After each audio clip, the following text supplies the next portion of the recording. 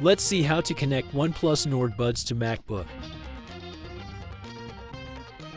Now go to your MacBook system settings. Then go to Bluetooth.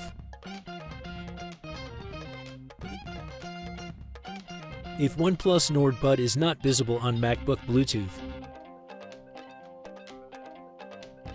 you need to reset your Bluetooth headphones.